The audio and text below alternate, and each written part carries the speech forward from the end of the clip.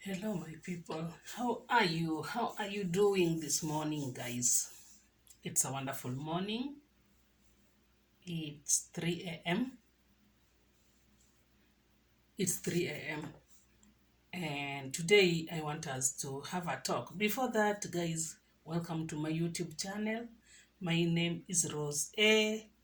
And please watch, subscribe, share so that we get more views and more subscribers. And I thank you guys for coming back and watching and rewatching and commenting, even though you don't comment in the comment section. You come in my inbox. Lakini sawa tu. Aha. Today, guys, I want us to have a story. And the reason why of this story, I've decided to come up with this story. It is not a come up story. It is a real thing that happened to me. And I decided, why not? Let me share. Maybe it might help someone. Even be there before, back there, I didn't know such a thing happens. And now, after coming to realize or hearing the story of somebody or testimony, can we say testimony? I've come to realize, wow, kumbe I'm not the only one. We are many. Yeah. So, guys, this is the story. I heard somewhere there was this musician who died recently. I won't talk about his name. And this guy had money in the, I don't know, but the rumors said he had money. Then he fell sick suddenly. And the family, when the family were called, the family didn't have money. They didn't have even a single, okay, they didn't have money. But this guy had money, but now he's very sick. He can't even talk. And now they took him to the hospital, and the hospital is demanding for some cash for him to be admitted. You understand our Kenyan government hospitals. The government hospital is demanding for a certain amount for him to be admitted. And here is the case whereby the family has no money. And this money, the guy is having a lot of money, maybe in the account or wherever. He's a non-musician. He has cash, but now that money can't help. He can't talk. What do? We go for the changas. And I'm like, why do people like keeping things secret even to their families? Because I am very sure even if you don't get along with your family, not everyone in that family, you don't get along with everyone in that family. No, there must be somebody, maybe your sister or brother, maybe your mom or dad, maybe somebody who at least knows more about your savings, knows your pins and everything. So here is the case where I'm coming in. There was a time my elder sister, I'm the second born. Now I'm the first born. The first sister died. It was a mysterious death. It was a mysterious death. My sister was a businesswoman, and she was okay financially. Us as siblings, we knew he had money, but we were not all that. We were not informed of, oh, okay, she didn't give us that access to her private place, but she had her friends, definitely. So she died a very mysterious death, which up to date we have not come to term, or we have not been told what happened. It was, you understand government. So after her death, she was taken to city mortuary because it was a police case. It was an accidental kind of, can we say accidental or assassination or murder? I don't know where to put it, because up to date the police didn't come up with anything, and we stopped following her. After all, she's dead. Okay. So my sister, we knew she had money in the account, but we had no access to her account. We don't know about her PIN and everything, so we can't access. And here she is dead. So there was this cousin of mine. Can I call him cousin? I didn't know him before, but I knew him the day that my sister died. And I went to my sister's place because she had kids, and I found this man there, and he introduced himself to me. I'm so and so and blah blah blah. I'm your cousin. And when he introduced himself, he's a very close family, by the way, very very close relative. But I didn't know him before. But my sister knew him. They were buddies. So she told me, the guy told me, he told me, so this, he's, apart from being relatives, you are also buddies, so anything you need, you guys call me. So after that, everything went. You remember, my sister is in City Mortuary. Those people who live in Nairobi know where City Mortuary is. It's a government institution. So after a day or two, we went for viewing the body, but we felt like this body should be transferred to at least another facility. So we decided we transfer the body to City Mortuary. And you know, since it was a police case, we can't transfer the body without post-mortem. Here is where the drama comes in. We can't transfer the body. I think it was in 2012 by then. We can't transfer the body from City Mortuary to Chiromo without doing the post-mortem. So here the post-mortem comes in, and it was my first experience, by the way. Ever since, that was my first experience with the City Mortuary and the dead and all that. So I didn't know, after paying everything, pathologists and everything, we need also some cash that comes. You understand, Kenya? And now the staff came out from from that room, and he was like, we can't do the postmortem for the body you are waiting for because of ABCD. You need to give out some cash. Wow. Remember, my sister, by then, she was at least she was financially somewhere in our family back then. With us, we were still struggling behind. We were still struggling, but she didn't keep us close to her, how to access her financial issues. Here we are, the body is supposed to be the postmortem is supposed to be done, but they can't do the postmortem. Why? Because they need some cash. I don't have money, because I thought that after paying for everything that they told us the previous day, everything is sorted. Kumbe no. Now they need some. It was a little cash. It was not much. Now we have to changa between us, the people we were there.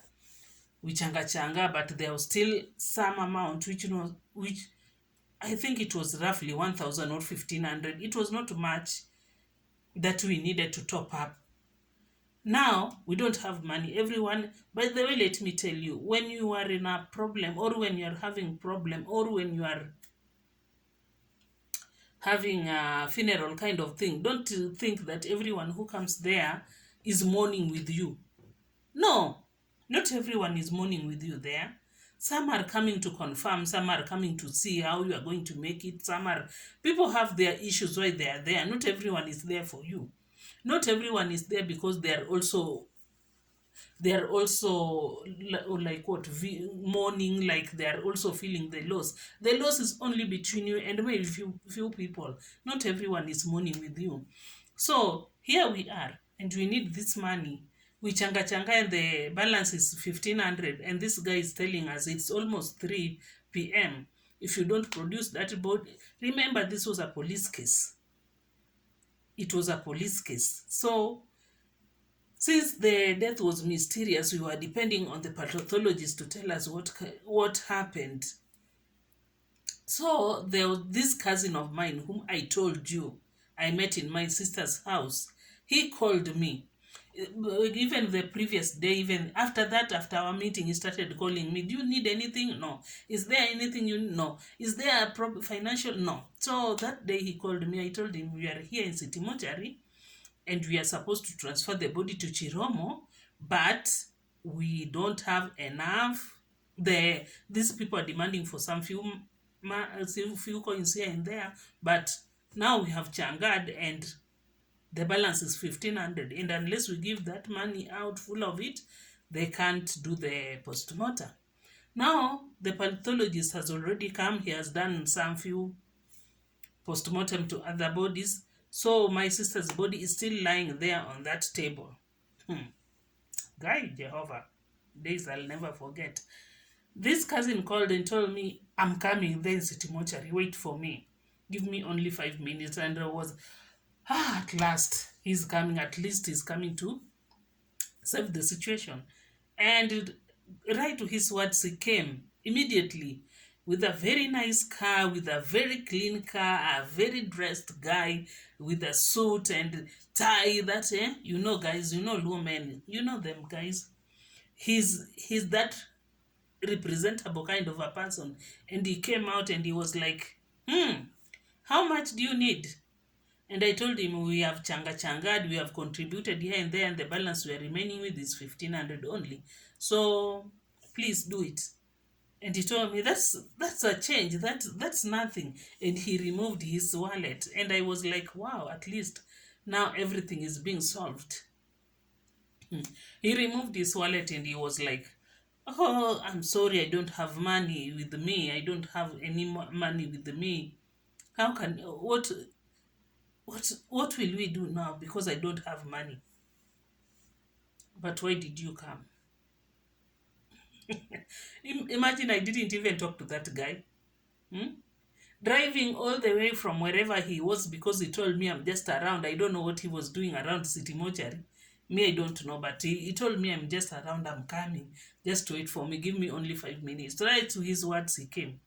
Then he's like, I'm sorry, sina pesa aki. And he has removed his wallet, and the guy is shining from kiatu, from shoes to and I'm like, okay, but why did you come? Because I thought that you were coming to save the situation. But if this is what you're telling me, that I'm sorry, how is sorry going to help me in this situation? We need to transfer this body today, and we have already paid for they call it here, sorry, whatever, that car that carries the body from City Mortuary to Chiromo. We have done everything apart from this money that is remaining. I don't know the money was for what, maybe for the chai of those people, I don't understand. And he told me, I'm sorry, I can't do that because I don't have money with me. And I was like, okay. He left me there. He went back into his car. Me, I'm just standing there looking at him, and he went back into his car. I don't know whether it was his car or a car hire, or I don't know. Me, I didn't know this guy from the word go. I knew him even though I used to hear stories about his family, because his family, he comes from my family, deep in the center of the family. But I used to hear about him, about his family, blah blah blah blah. Okay, but I didn't knew him. But this day I saw him, when the day that my sister came, and I found him in my sister's house. He told me they were buddies. Now he has come City Mortuary. I think he has come to salvage the situation. Kumbe no, the guy, I don't know why he came, and I felt like, okay. He went. I don't know what happened, how he managed, and the postmortem was done very, very late in the evening, roughly 6 or 5 something. Hey, that was my day. That is a story for another day. What, City Mortuary? What? So we took the body to Chiromo. I thank God the postmortem was done, but even that postmortem up to date, no, it was not a postmortem. It was just maybe the things they thought about and they told us, because it was not adding up. But at the end of the day, they did it, so you can't. And another doctor, not really a doctor, but another staff who was working there in the facility told us, if you're not comfortable or if you don't agree with this outcome, you get your pathologist. We have our pathologist. They do the postmortem together. We redo the this is a lot of money we are going to waste. We have to go for a lawyer. We have this was too much, and at the moment we didn't have that money. If it was like today, it was another understandable situation. But during that moment, that period, by the way, we were really, really struggling. And the only person who was a little bit in a financial state, who was a little bit somewhere financially, was now the dead. The dead who has money in the account which we can't access.